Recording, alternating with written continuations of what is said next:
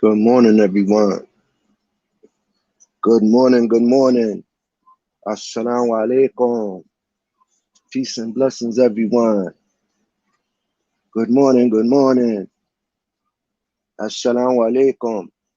Peace and blessings, everyone. Good morning, good morning. Assalamu alaikum. Peace and blessings, everyone. Welcome to the Latin Pain. Everything.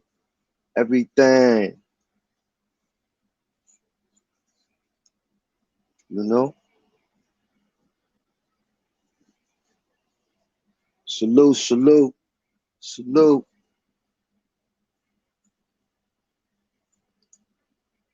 Oh, ain't no private chat. NY83, my brother. Good morning, homie. Sapase. Sapase. Buenos días. Sapase. Okay, man. Okay. How you say bruh? How you say bruh? Mabule, homie.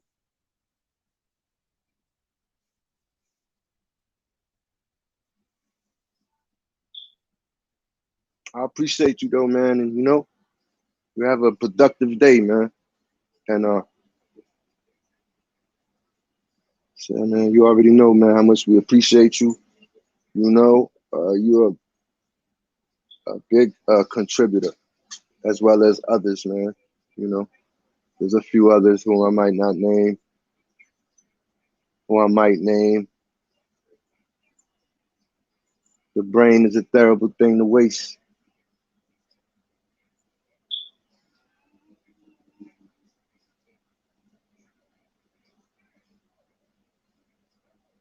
Another mass killing, man. A whole bunch of crazy stuff, man, going on. We'll wait till a couple people come in. Probably was figuring, you know, he was going on Pain channel, but the brother had an appointment.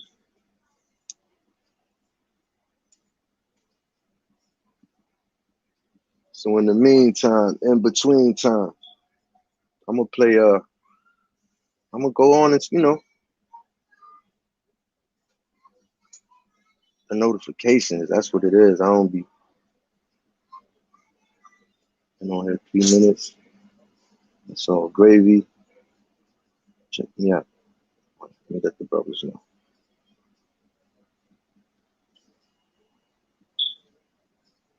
Let the others go first so the brothers don't miss. Let the others go first so the brothers don't miss. Shout out to the Knicks. Shout out to the Knicks for winning yesterday. The Knicks did their thing. They better have represented all them people they got in Madison Square Garden. The fans, man, the fans give the players a big, you know, a lot of not only momentum, but they give them that fan appreciation love.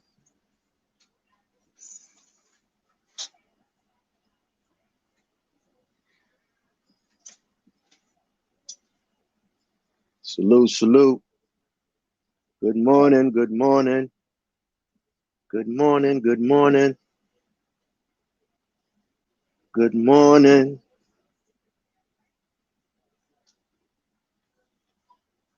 Peace and blessings, everyone.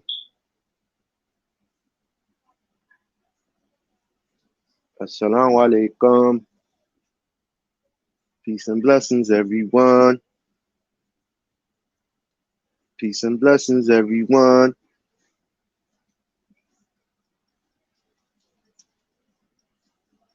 Salute, my brother. Thank you, brother, for you know, showing me your support, man. I appreciate that.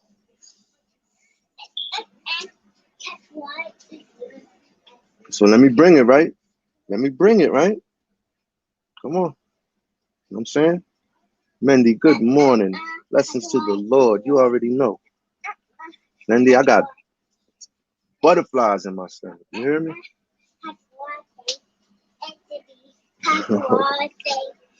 Got butterflies in my stomach. But so, you know what? Before I turned the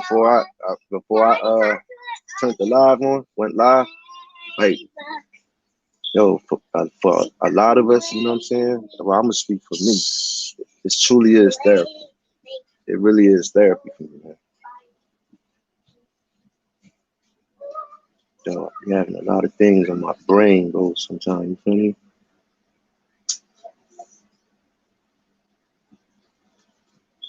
And you know what? Even despite the little things that we go through, it's somebody else going through something.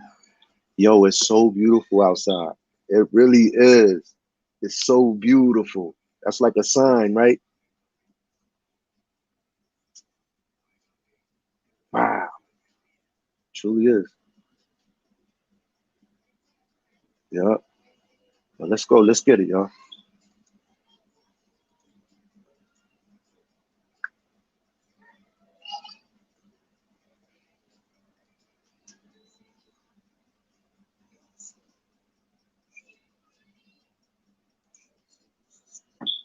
Come on, man.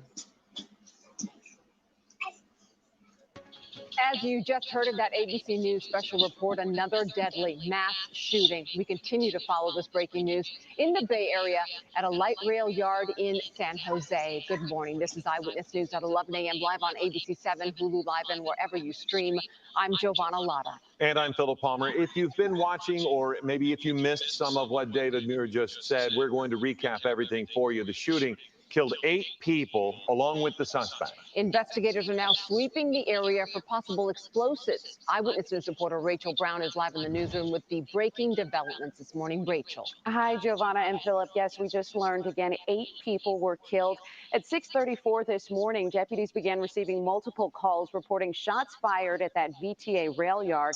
And we know the VTA is a light rail system in San Jose that serves cities in Silicon Valley. Sadly, officers arrived to find several people deceased and several others suffering from gunshot-related injuries. Now, bomb detection dogs located a number of explosive devices in the area. Authorities are combing the scene right now. Details, though, still very limited, largely in part out of respect for families who have lost someone in this mass shooting. But again, we learned 8 people were killed. That is separate from the shooter, who is also deceased, a total of 9. The suspect is a male. We now know that he is a Valley Transportation Authority employee. The shooting happened in the maintenance light rail yard, and the sheriff's department has yet to release information on the weapon used to commit this shooting. VTA is a family. People in the organization know everyone. This is a terrible tragedy, and we will do everything we can to help people get through this.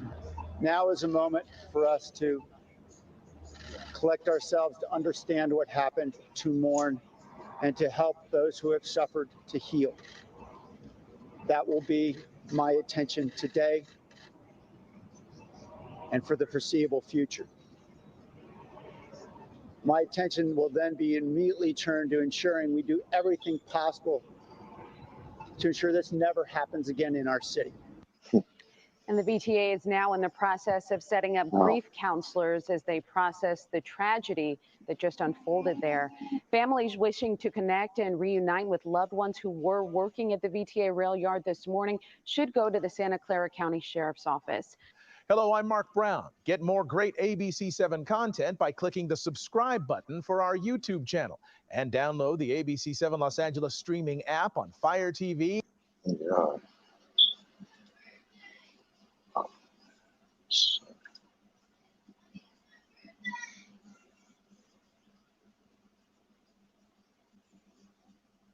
Peace, salute, King A, salute, Zaid, salute, salute. Zoom in. Tommy D, Tommy D. Salute the whole fan. How's everybody? Alhamdulillah. All praises due to God, man. The family. Familia. Blood don't make you related, man. You heard? I mean, what they say, blood don't make you family, it just makes you related. When they say blood, what they say, blood ain't, what they say, blood's thicker than water. But how about mud? Mud is thicker than blood. You know how they say we you know what I'm saying? We've been through the mud together.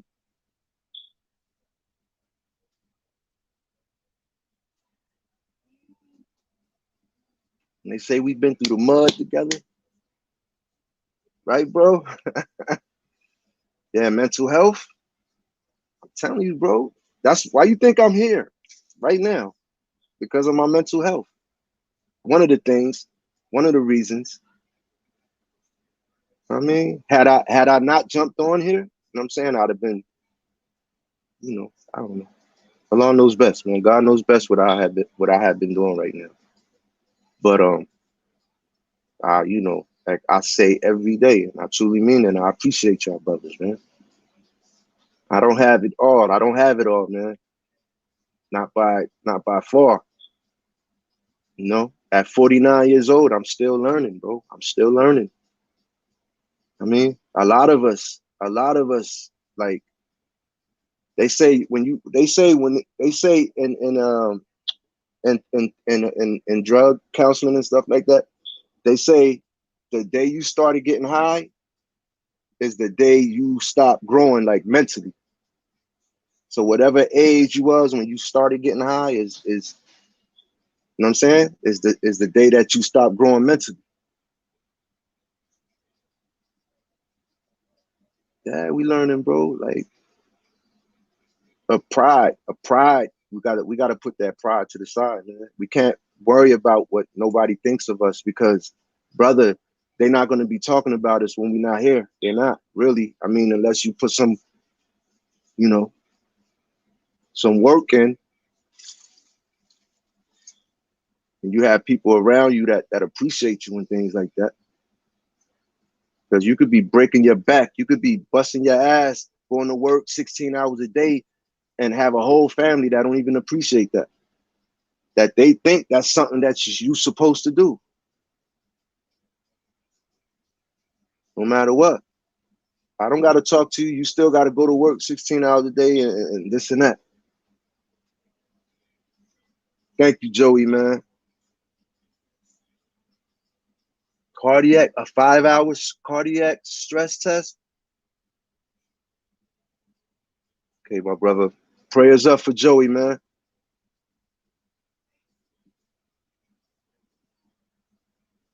Yes, Mendy. They talk about us either way. They still talking about me. They still talk about me. Regardless, I stopped getting high 3 years ago. You know what I mean? Now you know that's what they say, man. That's what they say. And then a lot of us, you know, we got to look back, but we can't blame. You know, it's not to blame. It's not to blame each other or find fault in each other. It's to find a way. You know what I'm saying? And then if I find a way, or if Zaid find a way, or if Mendy finds a way, or King Ace, IP, anybody finds a way, they bring that information. If they truly care, they share the information.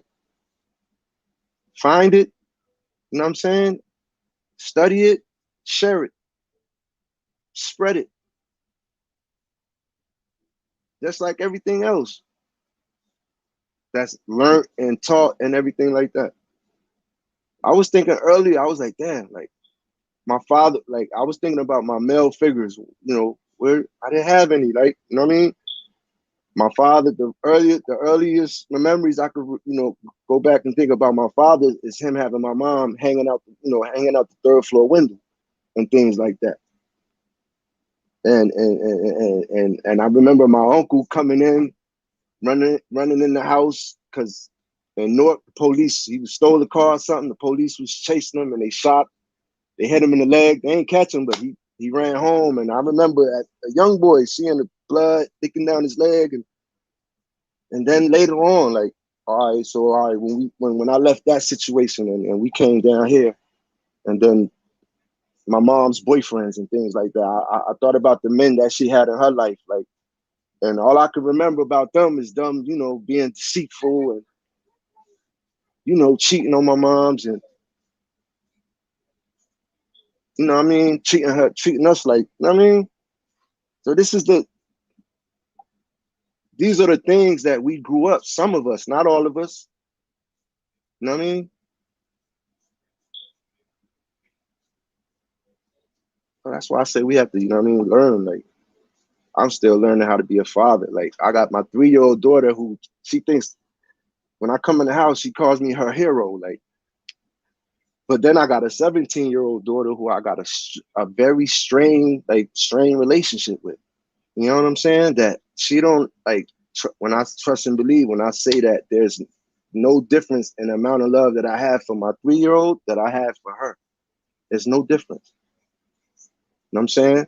But I wasn't, you know, I can understand the hurt that she has. I truly can. I can understand the hurt that she has for me being in and out of prison, you know what I'm saying? And then the drugs making me a coward, you know what I'm saying? Ducking from my responsibilities when I was out here, you know what I'm saying? Being a chump. But all I have been doing for the last 3 years, over 3 years now, since I've been clean, is just trying to repair that relationship. And it's still, even now to this day, it's still, you know what I mean? It's hard, man. But next week, I got her high school graduation is next week. And I'm supposed to be going. And God willing, I'm going. And she's in North Carolina. I'm in Jersey. So y'all could imagine I got crazy butterflies, like sleepless nights. This is next Thursday. So the days are, before you know it, I'll be, you know what I'm saying? Mind you, I haven't seen my daughter, my 17-year-old daughter. If I'm being a hypocrite, if I'm being a man, I would lie and say another number that's not an actual fact. But I haven't seen her since she was like 3-4 years old. What, about 4 years old, 5 years old. I haven't seen my 17-year-old daughter, man, behind prison and behind my addiction.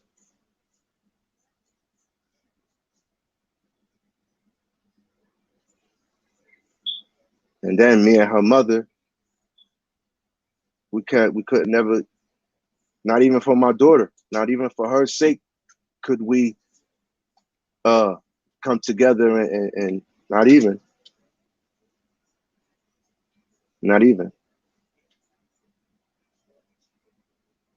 To this day, like I don't know, I haven't talked to her in a minute. Like, that's how it got that bad.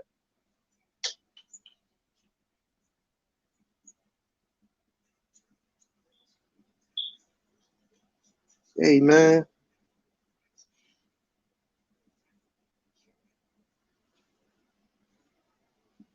It takes time, man. You know, all the time that I've been away. And then sometimes, you know, I'm like that. I can get over, you know what I mean? I can get over stuff kind of easy and fast. And then, you know, some people can't. And then I understand, like, these precious things that, you know, these precious beings, man, these girls, when I see her, my 3-year-old one that's doing makeup right now, you got to see her face. I'm not even going to say nothing, yo. Imani, want to show the people your face? Come here. Come here. Come here. Say hi. Hi. And oh. Oh. All right, go ahead. Go over there. Tell mommy to get that off your face, man. What are you doing? Yeah, I do listen, homie.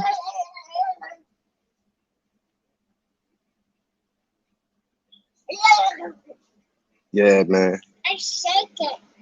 But yesterday, man, I believe King Ace, man. King Ace had sent me something.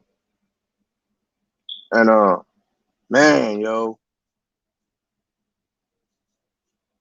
at 17, right? Yeah, man. I believe that too because I got a 21-year-old daughter. You know what I'm saying? And like, man, her relationship is awesome, man. Like I texted this morning and she told me she had talked to my other, you know what I mean? Her brother and sister down, the one I'm talking about down North Carolina. And I was like, wow, I like that, man. I like for them, you know what I mean? Because I might not be here. And y'all brothers and sisters, man.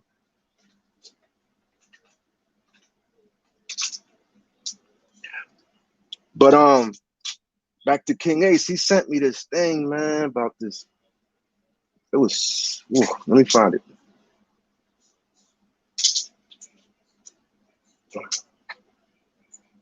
All right, y'all, bear with me. Amanda. The story of Amanda. Look for it real quick. Bear with me, y'all.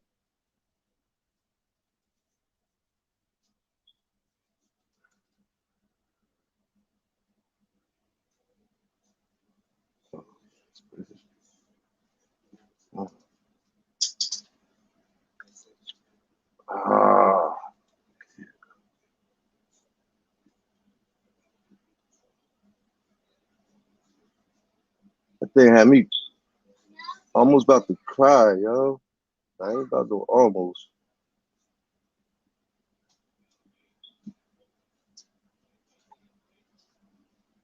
There you go. Oh, it's kind of long. You know what? We'll play a little bit of it. Okay, guys? I'll play a little bit of it. But it just made me wow, Amanda, man, going to her graduation. Yeah, Mandy, yeah,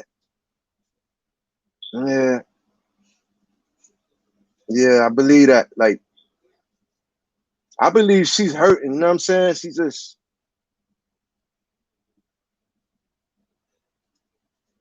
and I understand, man. I remember being a kid and waiting at the window, the third floor window on my, you know what I mean, at my building, and my pops, you know what I mean, calling my moms and stuff like that and letting her know that he's coming to pick us up and he don't come. You know what I'm saying?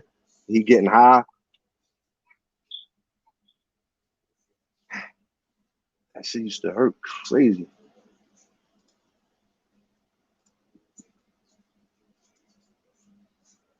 Amanda. Oh, Amanda.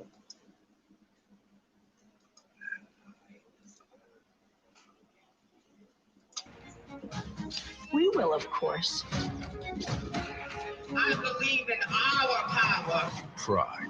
All episodes now streaming. FX on Hulu. Consider letting you Sorry. on Mother's Day. So on Sunday, May 9th, the treatment center staff. This is not going to be very lengthy, is it? No, this is not going to be easy or lengthy. You know what I mean? Yeah, that first, yeah, I got you. I'm with you. So, Lima and Larry. Yes. We have some, I don't even know what kind of news this is. What happened last Mother's Day, right? Yeah, on Mother's Day. So on Sunday, May 9th, the treatment center staff walked into Amanda's room thinking that she was just peacefully sleeping and realized that she had passed away. It's been a really, really big shock for us. And my brain hasn't really been able to comprehend it. And announcing it makes it real, so it's hard to believe. It's very hard to believe. And so I think I know that they did a toxicology report. All she had in her system was Tylenol. I was actually supposed to fly in for her transfer to outpatient care. And she never got transferred, so she remained at residential care, so she had 24/7 supervision. Any foul play, any self-harm, anything in that nature was already ruled out. So she died of physical, natural causes. And so I think it's really important to note for everybody watching that mental health can cause physical illness. And the time that Amanda spent on the street is the reason that she passed away. So the amount of time, the amount of traumatic brain injury that she endured, we were working on repairing her jaw because she was brutally beaten and raped so severely on multiple occasions, and 3 that Larry shared with me, but there was many more that we don't even know about. So all of that damage to her brain, the physical damage, aside from the mental illness, the abuse that she did with crack cocaine, which was very severe, the fact that she was a little heavier before she had ever used drugs, and I actually have a photo of Amanda on my Instagram page with Larry, who where this was before she had ever touched any substance, and she was a little heavier. And so when she started using crack, we watched on your channel that she just withered away. And when I got her into my care, I could literally wrap my fingers completely around her wrist. So she went from being heavier to anorexic.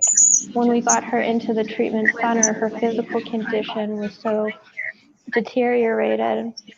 She had such a so much malnutrition, and a lot of times when someone's been clean for a while, they end up overeating because to make up for that calorie deficit. So people who are underweight require about 3,000 to 5,000 calories just to get back to zero. But that also that doesn't include the damage that's been done to the metabolism and to the body and the digestion. So in my opinion, and we're still waiting for the autopsy report, that's going to take about 2 to 3 months, they told us. But Amanda was just homeless too long. Sorry. But so I think that she proved that there's no such thing as impossible when it comes to her mental health care. All of the people that said she couldn't be helped, everybody that said that there was nothing that could be done to save her, she proved everybody wrong. And we had so many plans. We made that video of like what it's like to go to treatment. There was a bunch of other videos that Amanda wanted to make with me. And she had so many things that she was so motivated by. And that's another thing that people don't understand is when you have someone that's homeless, and when you have someone, even if they're not homeless and they're abusing drugs, it destroys your prefrontal cortex, which is in the front of your brain. And what that part is responsible for is planning. It's responsible for impulse control. It's responsible for any type of empathy. And so when you're telling someone you need to go to rehab, you need to go to treatment, if you look at, and I encourage everybody that watches these videos to just Google SPECT imaging, brain SPECT imaging, and look at what a healthy brain looks like and what a brain looks like when you have a drug addiction or alcohol addiction. And what those scans show is brain activity and blood flow. And so you're going to see that the brain of someone who's using a substance looks like Swiss cheese. So it has a bunch of holes in it. Those holes are not real holes in your brain. They're just where blood does not flow. So it's really important to not just expect those people to make their own decisions. So by allowing people to be homeless and abuse themselves and hurt themselves and end up in such physical pain, and when the blood flow in Amanda's brain returned, And when she had been sober for almost 200 days, and she was watching her videos from back then, and she called me and told me, I never want to go back to that life. I can't believe that was me. She called me in tears, crying, watching those videos back. And she was showing she wasn't even embarrassed about it. She was proud of how far she'd come, Right. that she was showing the other patients at the treatment center that wanted to leave against medical advice. They just wanted to leave early and relapse. She was showing them her videos and saying, you don't want to end up like this. And she was actually convincing patients to stay in treatment. So her story is very encouraging for anybody who is fighting addiction or has a family member fighting addiction. Larry, you called me Sunday morning to tell me the news. It was unbelievable. Yes. You see, I had been speaking with Amanda more frequently the last week or so. We exchange photos each day just as a way of staying connected. So she had talked to me quite late, actually, on Saturday evening. They had karaoke. They had some pizza. I think they were outside eating. So outside was her favorite spot where she'd go and smoke her cigarettes and watch the volleyball. So she always described this space was her little heel. And when I got there to see it, it was so vivid from her description until I could just feel her presence. Yeah, the staff, Amanda touched so many lives there because number one, she was there for a while, so the staff really got to know her, and they were so devastated that they had to not only bring grief counselors for the patients, but also grief counselors for the staff. And the patients came up with an idea where they wanted to host their own little memorial for her. So they made this big butterfly and they hung it on a tree, and they made all of these flowers and put them on this tree for Amanda. And they painted a bunch of rocks and made a little memorial for her. At group therapy, there was a chair that Amanda always sat in, and all of the patients picked a flower and they put a flower on her chair. And a patient that was new there that didn't know Amanda went to sit in the chair and a fight broke out. So I mean, the autopsy is still in progress. Yes, and yes. You're Yeah. But it was a physical issue that was caused by either the brain, something in what they're saying, which I don't have all of the details because they're still investigating, is that it was caused by either the abuse that she took from the rape, so the violence, and it could have also played a role with the extent of the drug abuse that she had done prior. So it was a physical problem that was caused by mental illness. A blood clot, aneurysm, something like that. Yeah, and so we're gonna, we'll definitely follow up and share once we have that information. But Larry, did you have anything that you wanted to specifically address? I want you to know that your help was immeasurable. Thank you. Because Mark and I was out here just trying our best on a day-to-day basis, and we were just spinning our wheels, actually, and we were always hoping for a miracle. Mark would say it just plain as day, and then I would say, maybe today. But I'd go out there, we'd get busy trying to do something. So when I met Lima, it was just a change in my life. And then since Amanda been off the streets in the best of care, she would tell me, Amanda would call me and tell me I didn't have to go over there. She described all of the process and the services and the people. So she was very happy. I remember when I noticed the big change in Amanda because she called me and I was worried because, I'm like, oh my God, she wants to leave, or she doesn't like something, or she needs something. So I saw her number on my phone, and my heart sank into my stomach, and I'm like, uh-oh, did something happen? And she called me and she was like, hey Lima, and I'm like, hey, what's up? And she's like, nothing, I just wanted to call and say I love you. And I was just started crying on the phone because I was not expecting that. And she's like, I just wanted to check on you, and I hope that you don't mind, but I didn't have my mom growing up, and kind of like stumped me.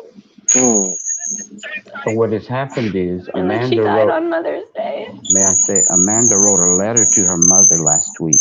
Oh, she did. Now, her therapist told me this when I was there. So it's somewhere in her belongings that I need to find, and she wants me to read it first. Yeah, so Amanda had a lot of conflict with her mom, and she shared with me that her mom was never really there for her, and when she was staying with her mom, she was always taking care of her brother, and I guess her mom abused drugs and really neglecting her and her brother, and she blamed her mom for her brother being autistic and using drugs while she was pregnant with her brother. And so she had a lot of anger towards her. So her therapist had encouraged her to, she encouraged her to write a letter to her mom. And it was really incredible because Amanda, I spoke to her right before she went to sleep, before she passed, and she had so much closure, and I know, bro. When I first met her, she had no self-worth at all. And by the end, she was so proud of herself, and she had so much closure with her mom, and she was actually making plans to reach out to her birth mother and read the letter to her. And I just think that was pretty incredible. Oh, snap.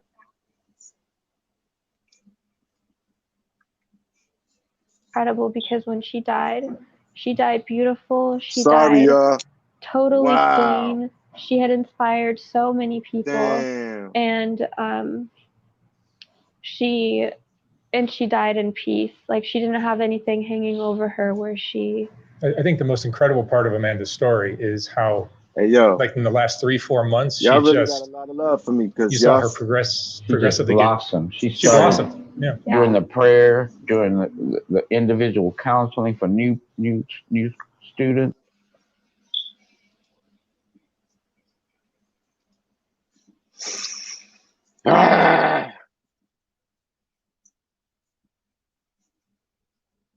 Yeah, man.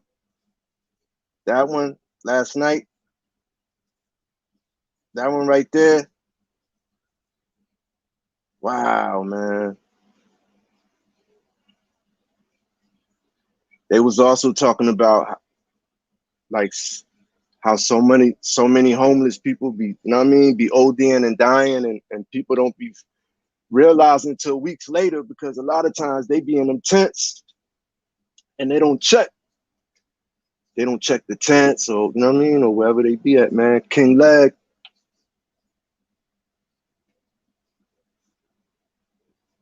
I don't know. I just felt like, you know what I mean, that was something that I don't know. I felt like I needed to share that, man, for me and for, you know what I mean, everybody, you know what I mean, that's in the, you know, that's in the fight to stay alive, because that's basically, you know what I mean, staying clean, staying sober is staying alive, man. There's so many things that we can, you know what I mean, that I can show y'all. And yeah, I'm sure y'all ran across it, the fentanyl, and they talking about a lot of the weed is being tainted with now, like, you know.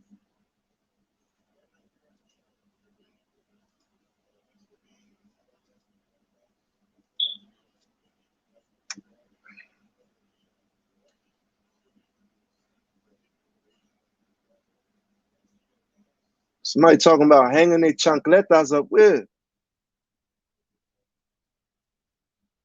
Yeah, the kids, man. It's a tough battle, right?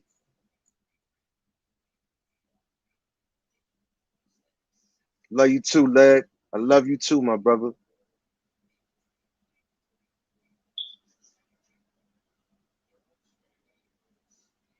I don't know. I just was thinking about how people just be leaving, you know what I mean? Leaving their peoples out to die, man.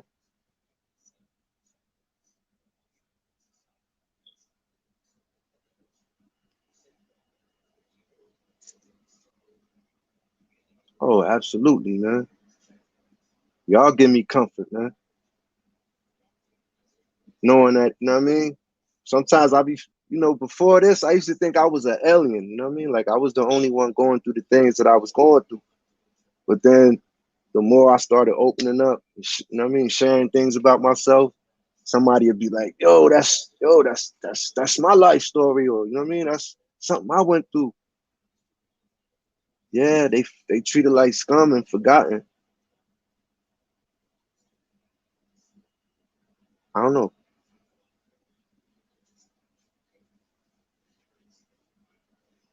Smoke, bro.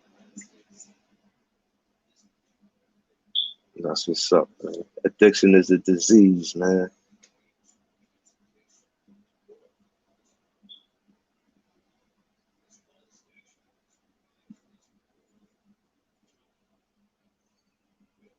Let me look for that sister, man. Bear with me real quick. I'm gonna look for the sister that they was just talking about.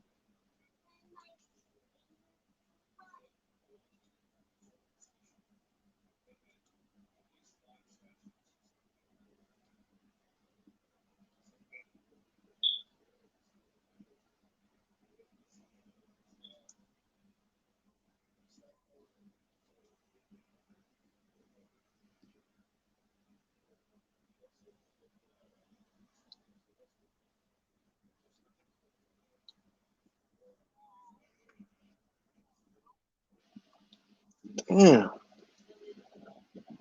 I'm sorry, guys. I found it, you heard?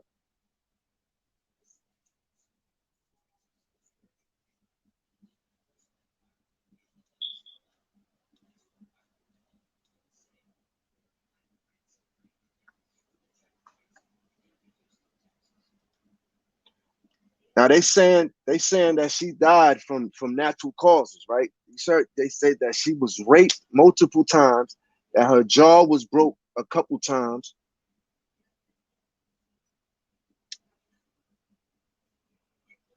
Years ago.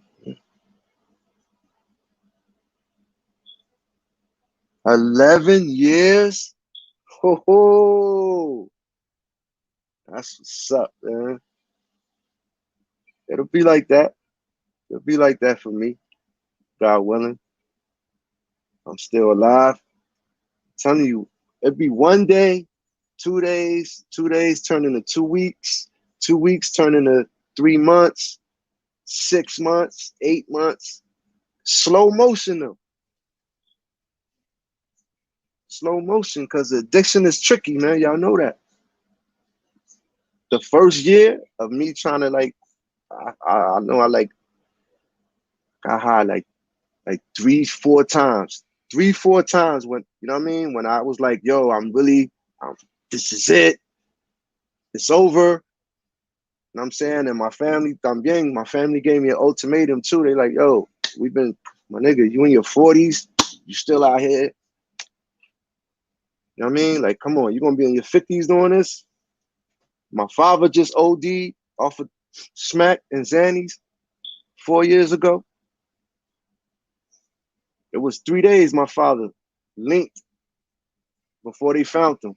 And when they found him, his forehead, because he was like that for 3 days, his face was like smashed in. It was like he couldn't even have an open casket.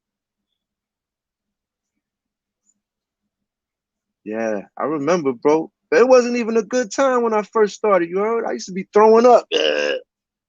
And then afterwards, you get the nod. But the first, every time everything would come out everywhere. It would come out. What's wrong with you? Oh, nothing.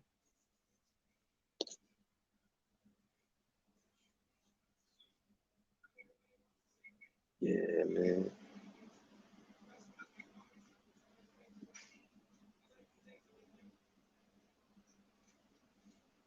Oh, and everybody give it to you, right?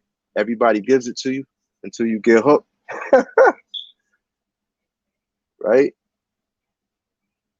you get hooked. Best friends turn into strangers. This is the sister they was talking about, though. Now, you see, they said she died. She been in that program. I don't know how true that is.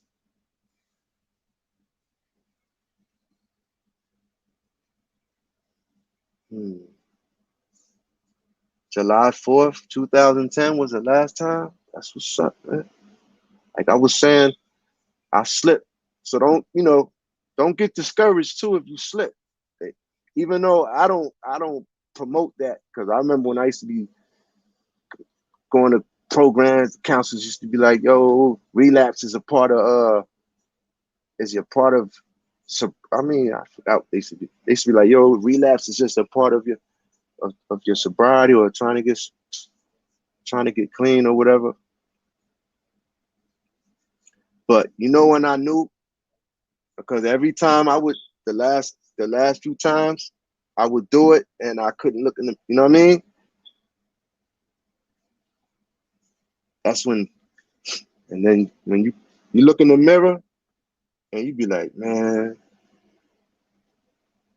relapse is a part of recovery. Yeah, so keep it moving. I am saying, that's why I said I keep it a stack, man. I keep it a stack. Before I finally, you know what I mean? I got the ultimatum. I was doing good, you know what I mean? I used to be, but then, you know what it was? I would see somebody, right? This was always my problem.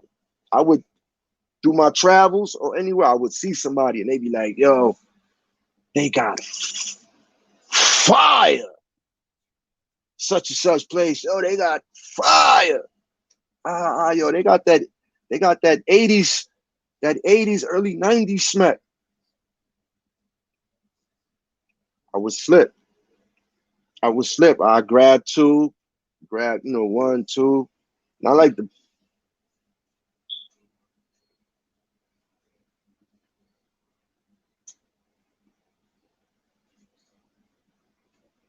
so are you. So are you, Mendy.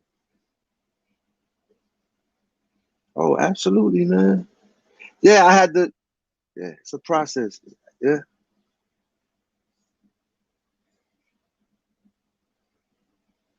I don't know. That's the same thing with smack, right? You wouldn't do it if you knew you was gonna be hell. But damn, well, what makes us think from when we kids and we see the older people from our neighborhoods that's messed up behind the alcohol or the crack or the dope or whatever? What makes us decide later on in life to mess with that?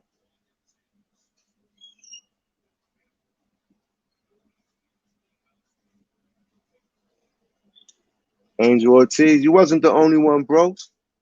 You wasn't the only one. I know all about being selfish, man. Me and you both, man.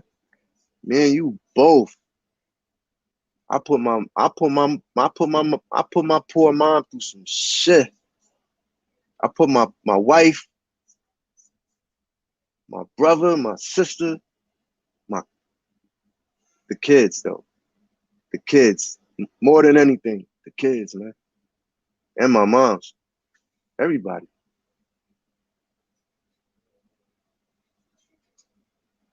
Yeah, man. Yeah, man.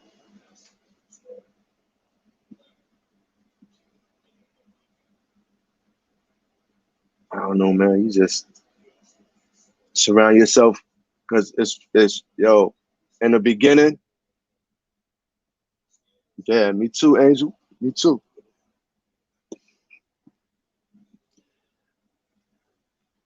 It's too much pain, bro. It's too much pain. And then it don't even, bro, it really, homie, it's physical. Cause they be like, yo, it's the mental, but it's really physical. And it's mental too, man. That shit really had you anxiety, depression, you know what I'm saying? Along with being, you know what I mean, incarcerated for a number of years. Yeah. Yeah.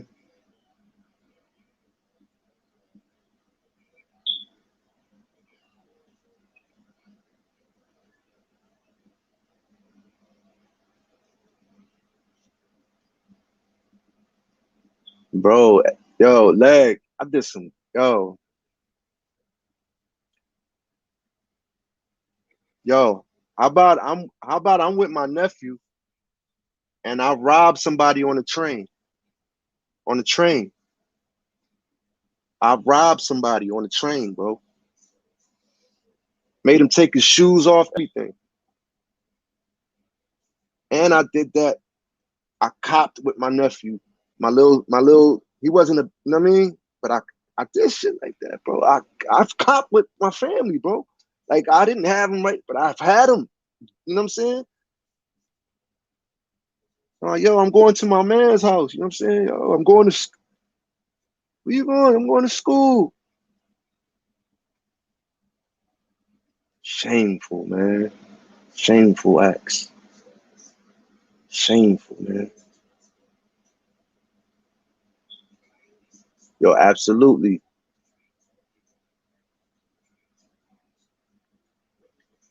What you think? We was searching for something? That pain, right? Nah, Angel, bro. Son.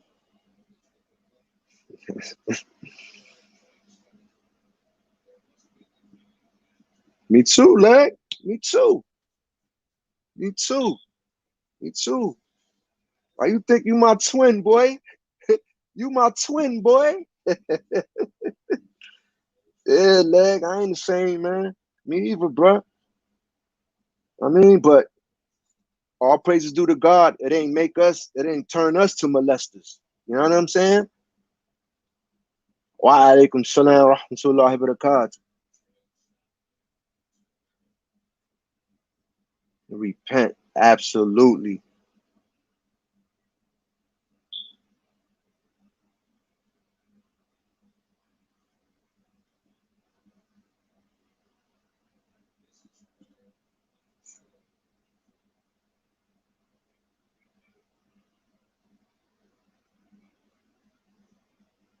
Yeah, man. But the brother, I see what you, bro. Like you said, bro, our past is our past. We can never forget, but we can repent.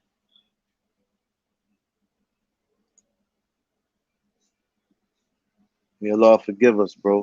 When you talk, it reminds me of what I used to do and be like, even as a born and raised.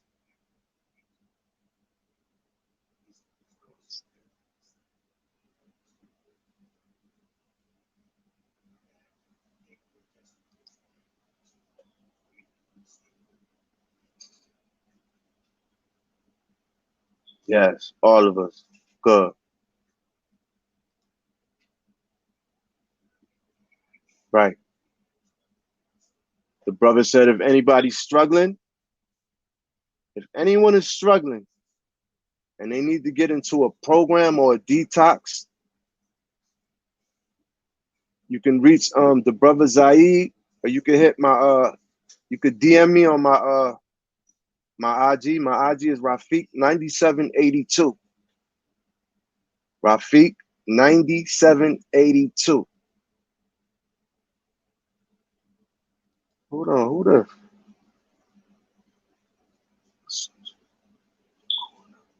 New Jersey?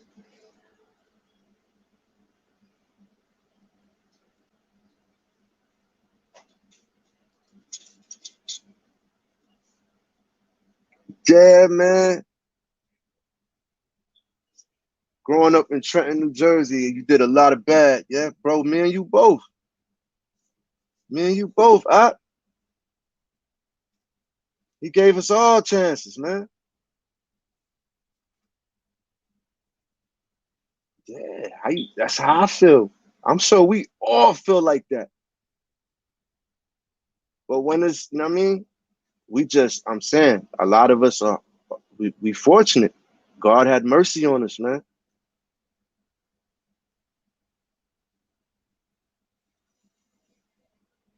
The last two bags I had sniffed, and 2 bags was nothing for me. 2 bags used to be my wake up. I used to do like 3 bundles, 4 bundles a day, 2, 3 bricks a week. And I'm driving.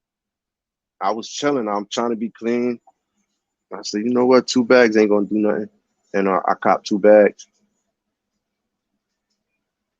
I sniff them.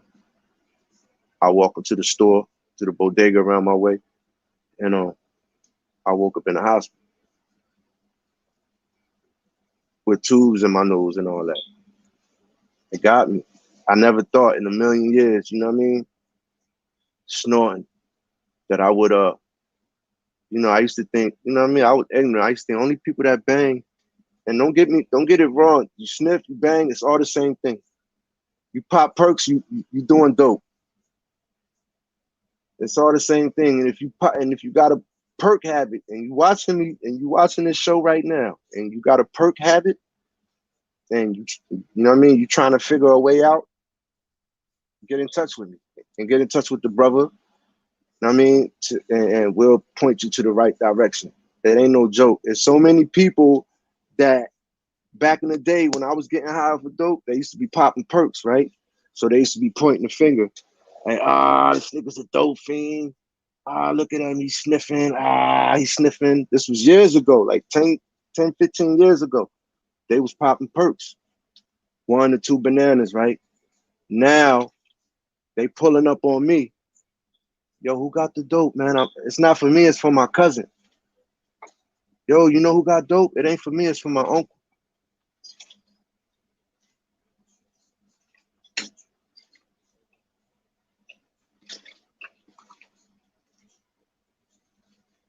Up with hope and down with dope. That's a fact. Nah, drugs ain't no joke, man. You fortunate, you know? If you ain't ever, if that wasn't your, you know, you're fortunate, man. And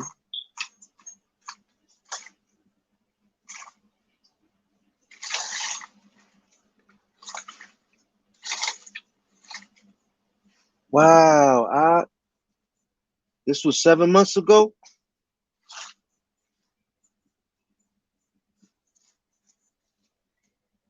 I gotta put this up. And I'm gonna jump right back to you, Angel. You heard? Man, we having an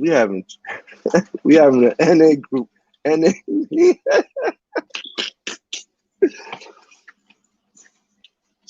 All right, I wasn't, you know, I'm not laughing at, you know. The brother said, bro, my mother and father 7 months ago saw me die almost 8 times. Bro, I'm from Trenton, yo. I'm from Trenton. Get with me, man. Inshallah, get with me, man. The masjid is close to here. I mean, even if, you know what I mean, we could just go to the park, Jersey, mommy. I mean,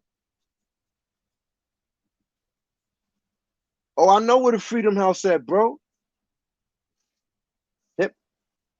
Hit my IG, bro. Oh, in Clinton, New Jersey. Okay. 2 times by the Narcan. 2 times.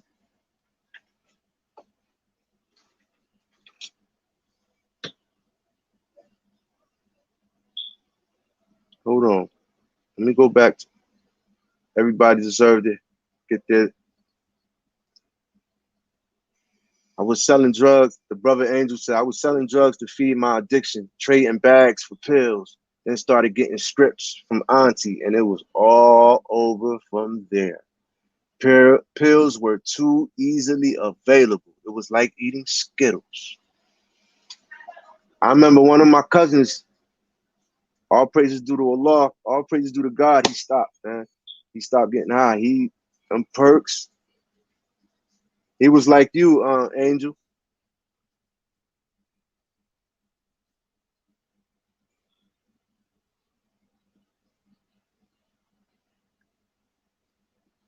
Yeah, man.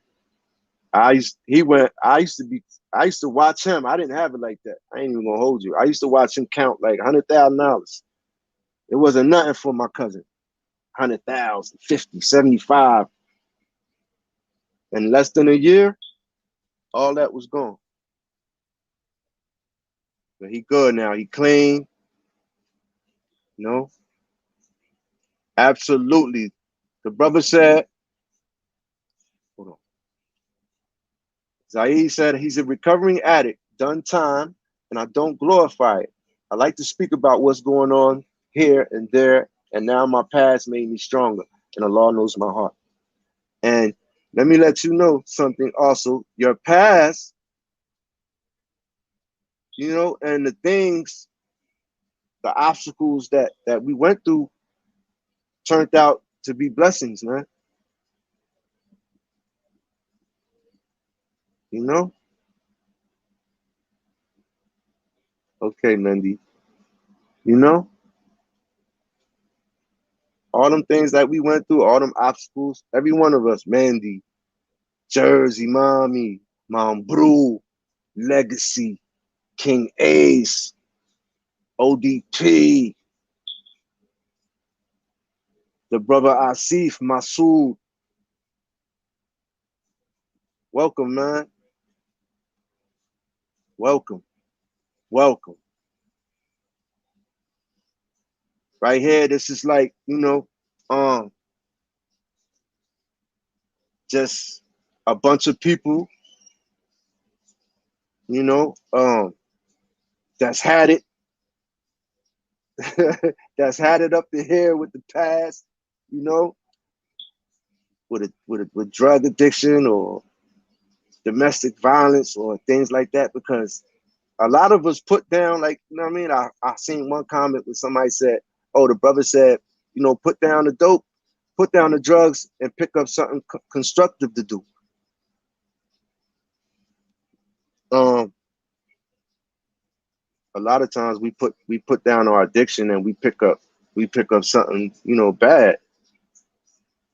Too, I've seen that happen. Hey, you see that, Jersey Mommy? Oh man. Yeah, I probably do know your cousins, man. That's where I'm from. I'm from North Trenton. They got a masjid on East Paul too. I go to the one on what's that, Oxford Street? I don't go there no more. I go to the one on East Paul. What I was trying to say is we just you know, there's a lot of good people that we come together every morning. You know, we go over the, you know, the current events that's going on worldwide. Really a lot, you know, we follow the mass murders, man. I don't know, I'm just, because it's just, it's a serious thing. I mean, mass murder is like every day now.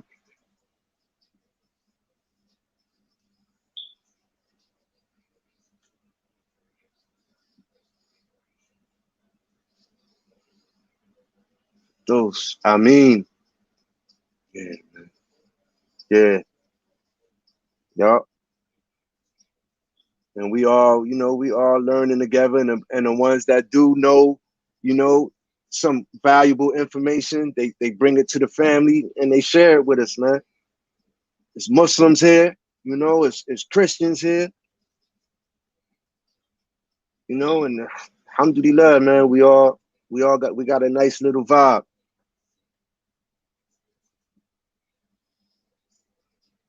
You know, I respect their beliefs, they respect mine. And our main objective, man, is to, you know what I mean? It's like I said, man, to pass valuable information that we can use to bring awareness to our people and uplift our people. G'd up Quinn, salute. Yeah, homie. What you think I don't? What you think I don't? Man, I've been getting high since what, 90? I've been getting high since 90, boy. I just stopped 2018. Them withdrawals, bro.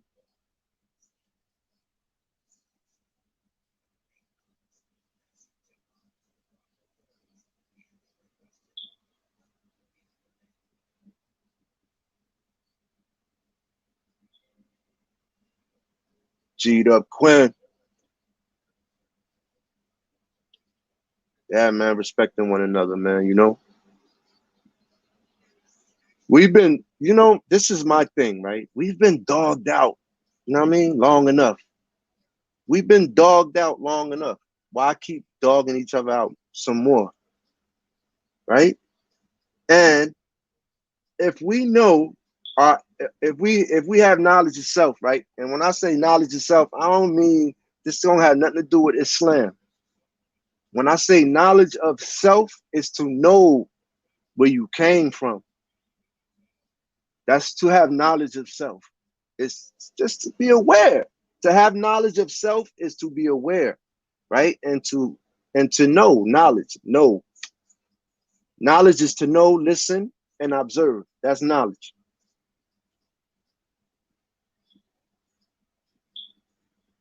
Right. We all oppressed for how long? We've been oppressed nations, and then we still.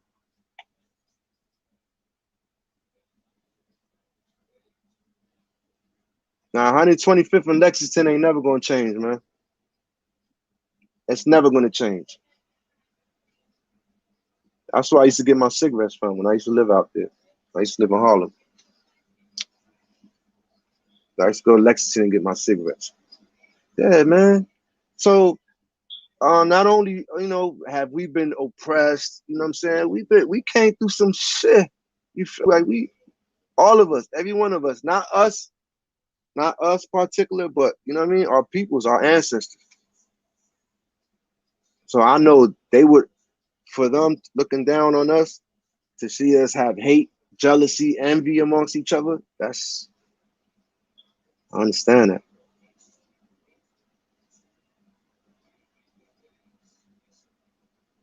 Oh, my bro, man. You know, I heard that the methadone withdrawal is 10 times more serious than heroin withdrawal.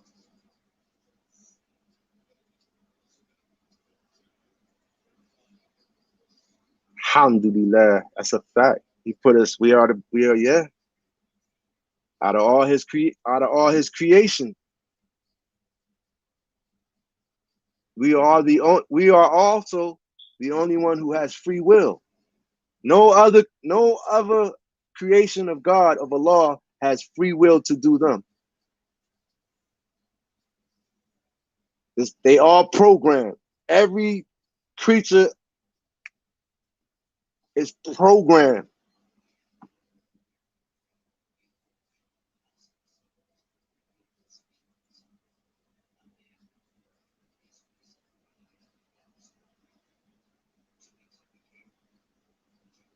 Is Miss Payne, good morning.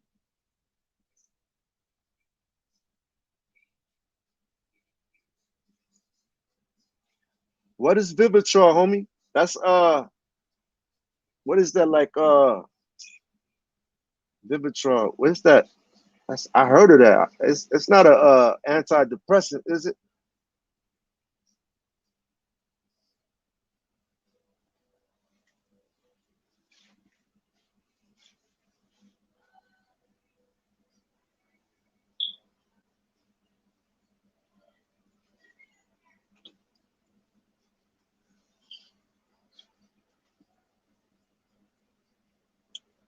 That's how Jersey was, leg. That's how Jersey was, legacy. Jersey, boy. Now they give you methadone, but I think you gotta have. If you taking methadone on the street, then you get your methadone. It ain't like New York. You know how New York, you got it in your system. They give it to you for 7 days, unless you got unless you go into a methadone clinic. Then you know what I mean. You get your doses. But in Jersey, nah, bro.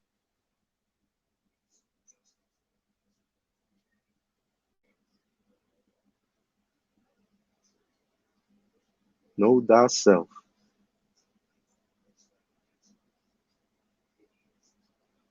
Alhamdulillah, man. All praises due to God, man. All the glory belong to God, man. Like I said, man, I suffer from anxiety, depression, PTSD. My poor wife, I kick her. When we first got together, she used to say she was scared I was gonna hit her in my sleep. That's how I jump out my sleep probably 3-4 times a night. You know what I'm saying? Like,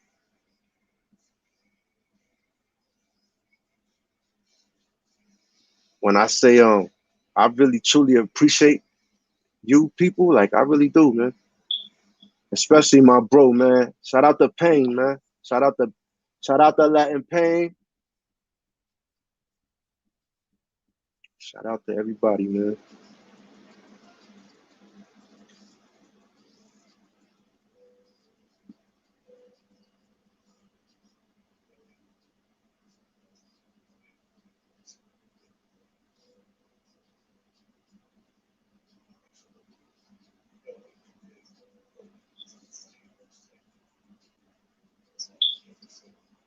Damn, man. Game of death.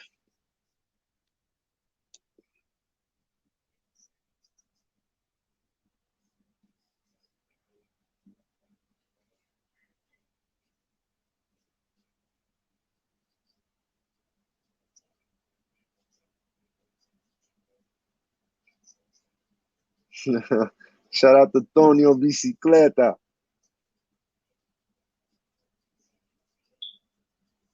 Yeah, you know what? The last time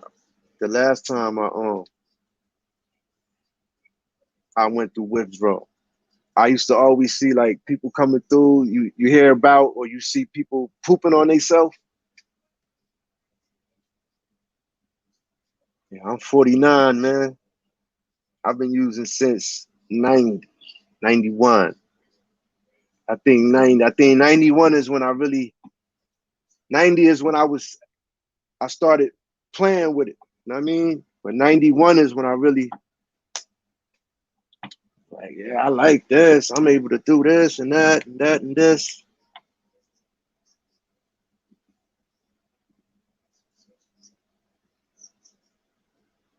That's a fact. Huh?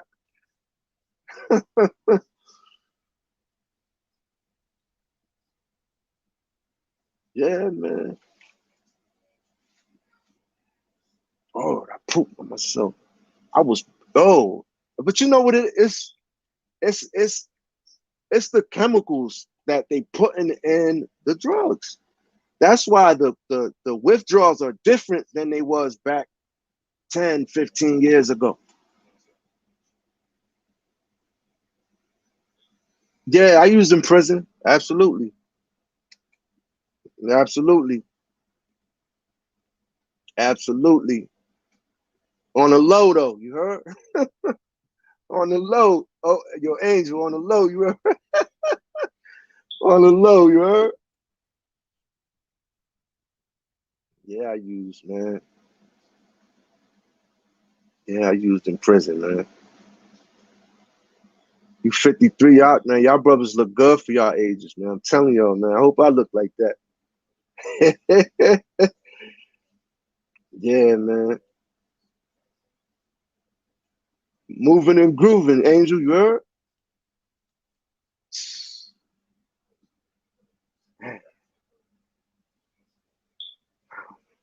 And I don't know.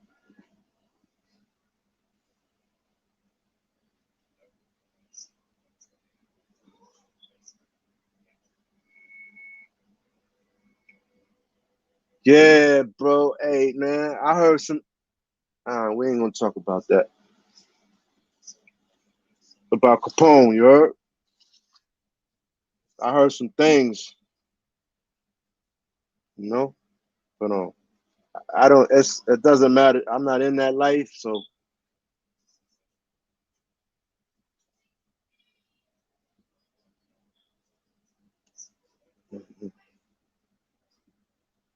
Hey, man. Like I said, it's therapy for me, brother. It's therapy for me. And like last night, I ran across that thing about Amanda, man, and yeah, that's a fact, leg.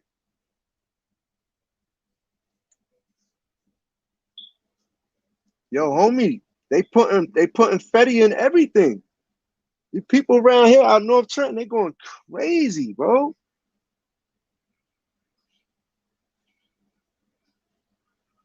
That's a fact. That's why we that's a fact. To get their oil and their poppy fields. Like I said, if America really didn't want drugs to get over here, it wouldn't be over here, man. It wouldn't. Yeah, I see, man, Masood. I mean, yeah, man. Be careful for all, for anybody that's listening right now, and if you popping perks or whatever, make sure you get it from your doctor. They even putting Fetty in weed. I don't know how they doing it, but they doing it.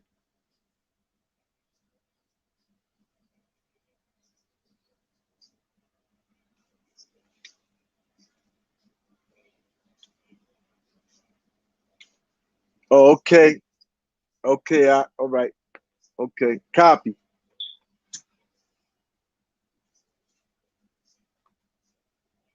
You don't know my brother, man? I got a brother named Chino, man.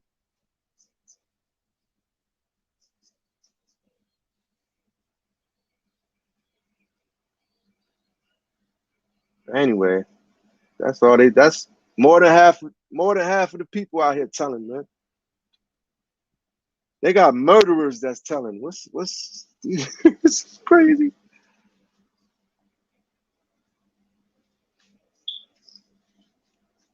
Hey, Mambru. Oh man. My son's friend. Your son's friend.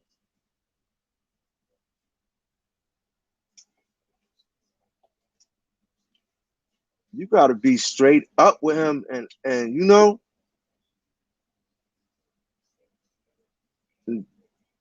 play a couple of our videos for him and let him know, you know what I'm saying, what's the end result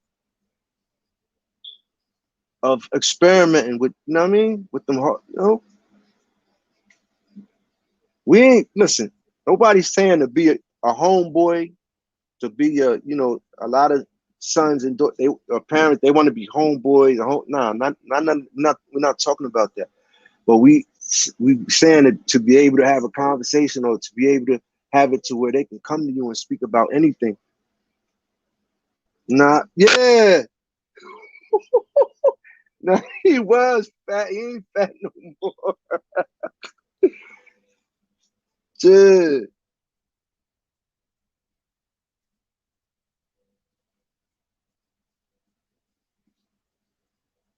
Yeah, he was fat, bro. He ain't fat no more though.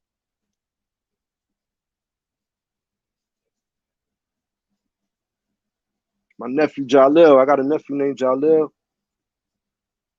Used to be on Perry Street too.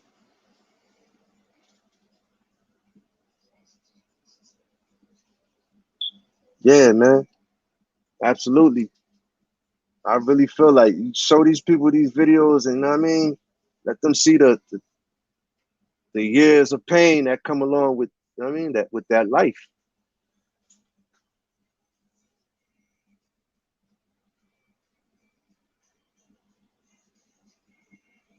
Alhamdulillah. Say less. Say less.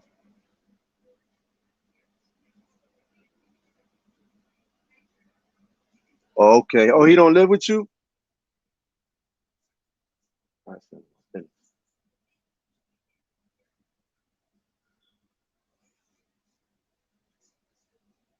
Puerto Rico is, yo,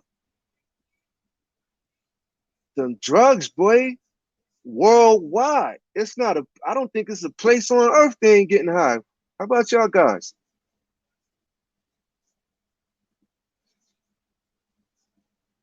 That's Newark, right, bro? Central High, you talking about Newark?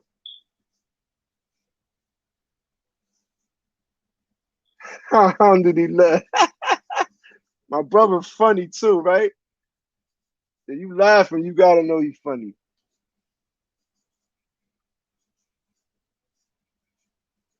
That's what's up. I'm glad you tuned in, bro. You heard? I'm glad you tuned in. This is my family right here, bro.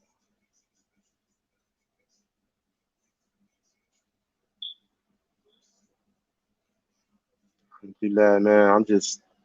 I'm just, you know, I was telling Payne the other day. It was a morning, right? Because sometimes before we go on, me and Payne will talk. You feel me? He be like, "How you doing?" Stuff like that. Because he listens, man. You know, a lot of people, you know, they say they listen, but they don't. You know, the brother listens, man. So, you know, he was like,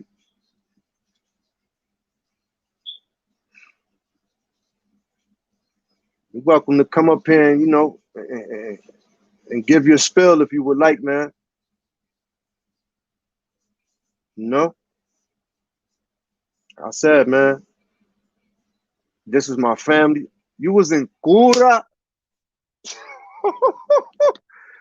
Oh yeah, you know my brother. You know my brother. You know my brother. Man, what was I saying, man? Damn. Oh, about the brother Payne. The other morning, I had a bad anxiety attack.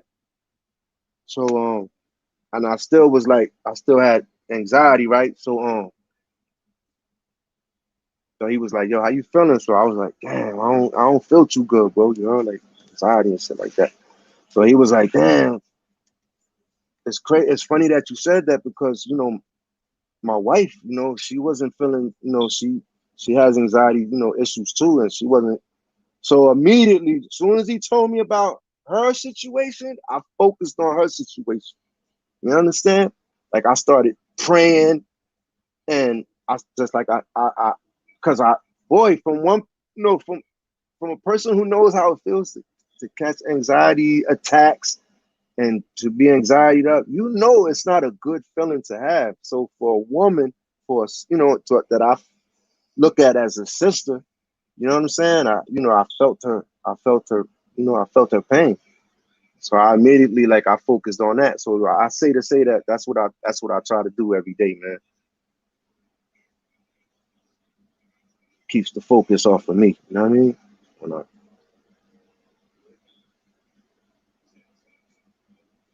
eat pills with the energy drinks, you ain't never lied.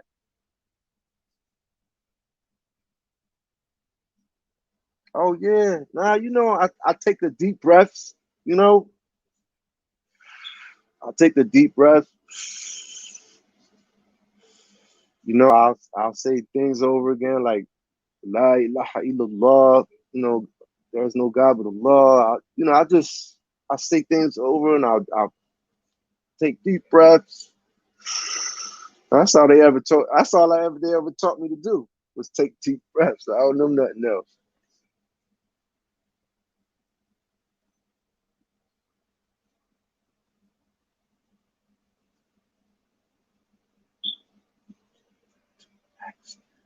Oh wow, man.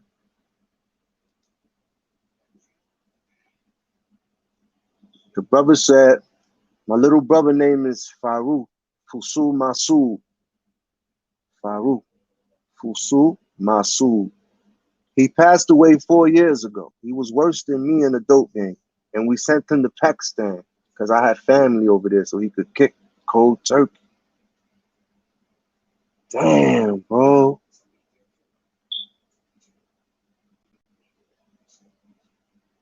Inna Allahi wa inna Allahi raji'un. To Allah we belong and to Allah we return. Inna Allahi wa inna Allahi raji'un.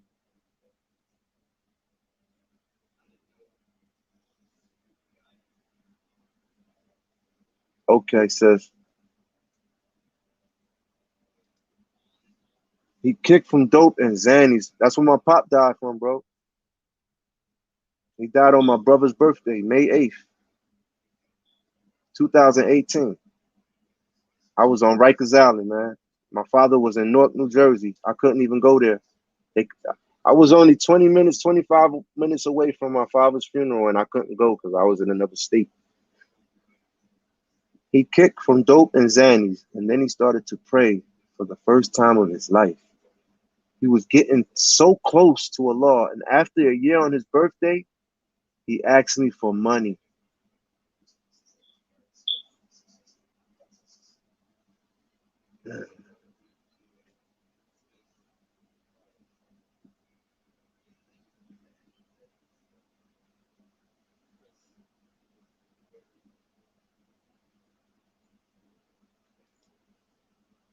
My son is 20. Yes. God bless you and your son, man.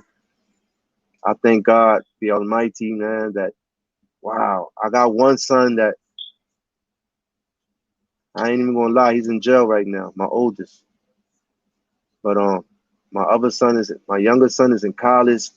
Like most of, except for my oldest son, all my kids are educated in school and things like that. But I still love my oldest son the same. Like I wasn't there for him. Program in Pakistan to learn more about Islam. Oh, you gave him money to go? Alhamdulillah.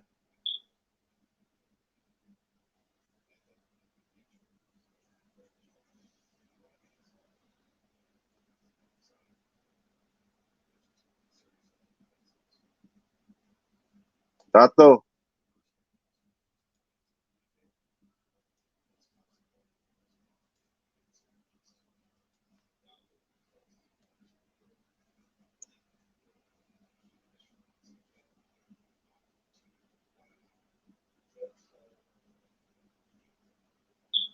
Now I know this must be hard for you, bro.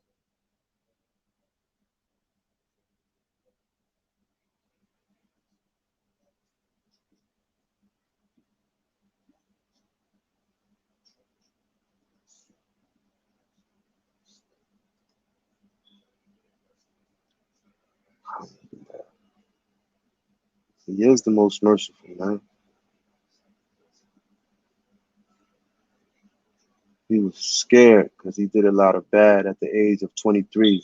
Who thinks like this? And then my cousin said, get up and pray 2 rakah.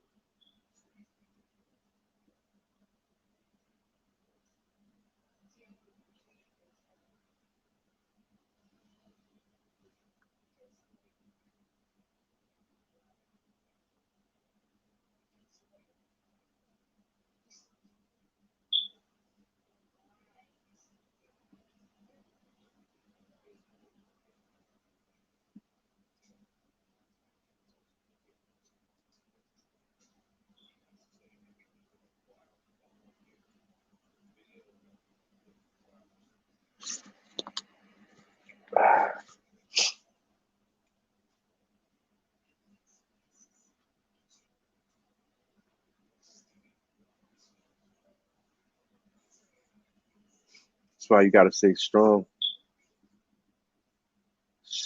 It's crafty. The devil is crafty. Rakah. And he did that. And after that, he laid down. And with the prayer beads in his hand. Hey!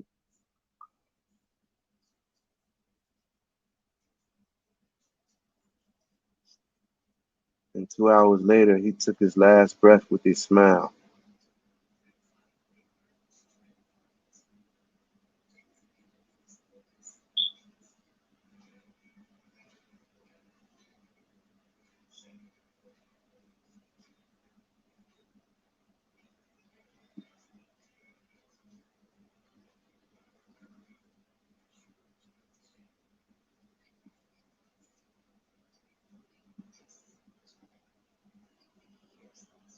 Bro, he passed away in his sleep, bro.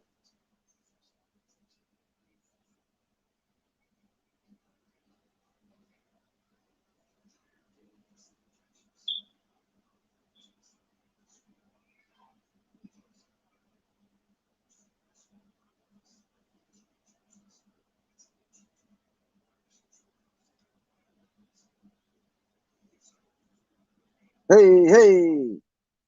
Peace and blessings to you as well. How you doing?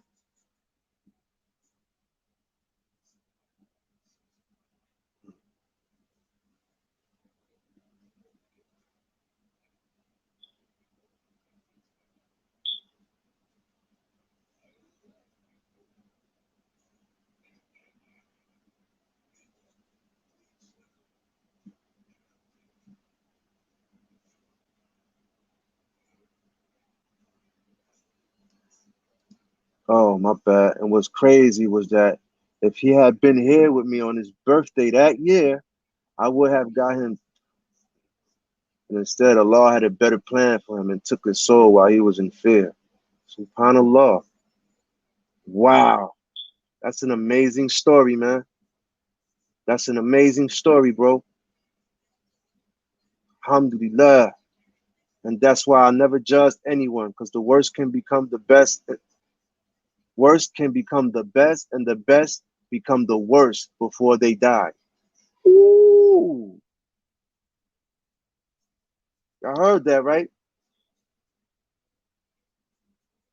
The one that they were saying was bad, right? His whole life. He's never going to be, stay away from him. He's never going to be, Later on in life, he turns out to be successful.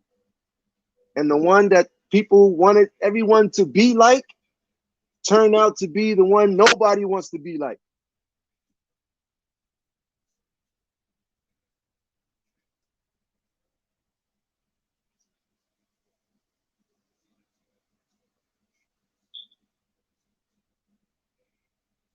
Inna Allahi wa inna Allahi raji'un.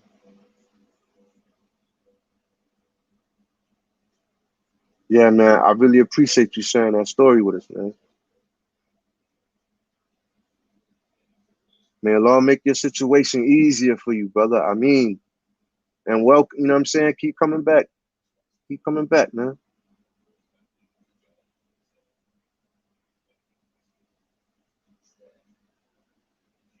Never judge nobody, man. Y'all hear that? Everybody? Even the ones, you know what I'm saying? Pride. I don't know. I go back to pride, you know? I always go back to pride. And the devil, like, you know, if you believe in God, then you believe, then you know that, there's a devil. And then you believe the stories of the Bible, you know, the story of Cain and Abel, you know what I'm saying? These stories are real, you know? And a lot of the characteristics that a lot of the men portray, you know what I'm saying, are the characteristics of Cain, the people of Cain, the pride, boisterous, that tough guy image. That when you be running around, you tough, and you walk around with your chest up, and you know what I'm saying. And that's you thinking you righteous. That's not righteousness. That's not righteousness. In fact, like I said, those are characteristics of the people of Cain. You know, Cain, the one that was jealous of his brother and he murdered his brother.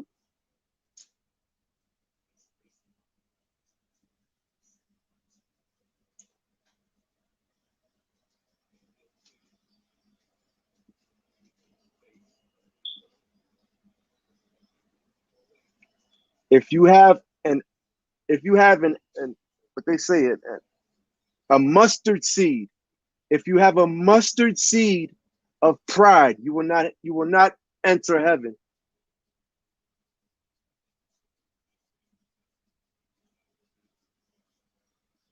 Inshallah, my bro. Inshallah.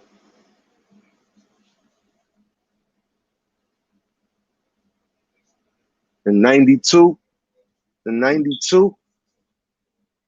no, I was gonna say I was in boarding town. I wasn't in boarding town. My brother was in boarding town. Yeah. Alhamdulillah. I appreciate that, man. I appreciate y'all for tuning in. Love is love. You know, Boricua, represent the set.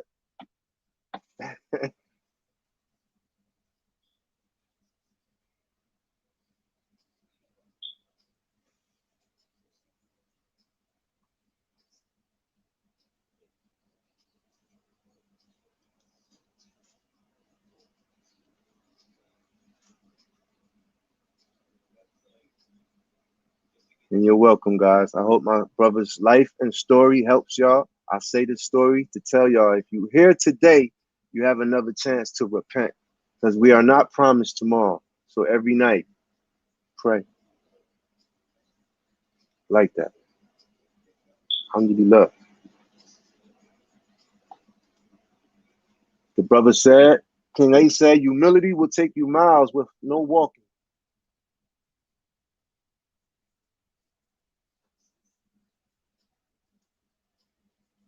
And then we have the famous, the winner of last week's name of the week, Plakati, Yatu Sabe. I seen your video too, bro. It's crazy.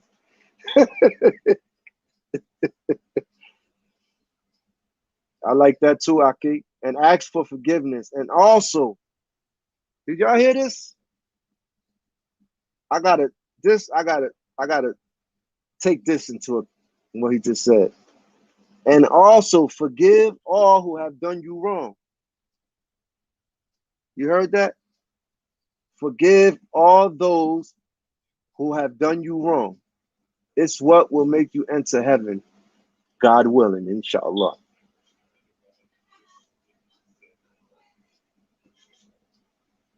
Yeah, I know, Bro. You was telling me about that, about the COVID thing and all that. They put you on timeout.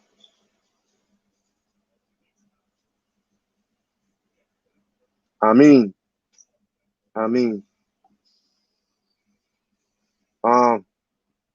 hey, I just want to thank y'all for real. I really appreciate y'all guys for tuning in. We'll be back, God willing, either today or back tomorrow morning. But I'm pretty sure, definitely gonna jump back on here today. It's early. It's a beautiful day. Alhamdulillah. Isa said it lovely in the Lord's Prayer. Pray.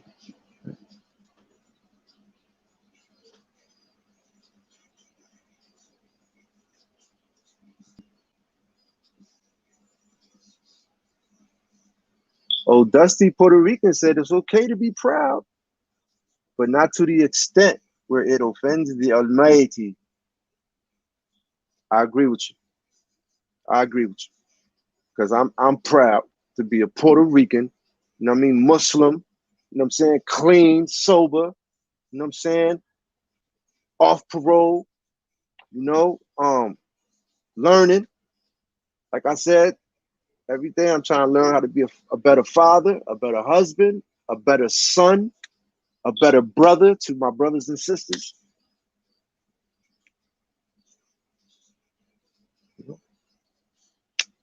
And that's real talk. That's real talk. Real spit. I'm saying, shout out to my boy Latin Pain, man. Real life will spit. Thank y'all for tuning in. I'm humbled. Like I said, if I don't see y'all later on today, inshallah, tomorrow morning we'll be back. Salaam alaikum. Salaam alaikum. Peace and blessings, everybody.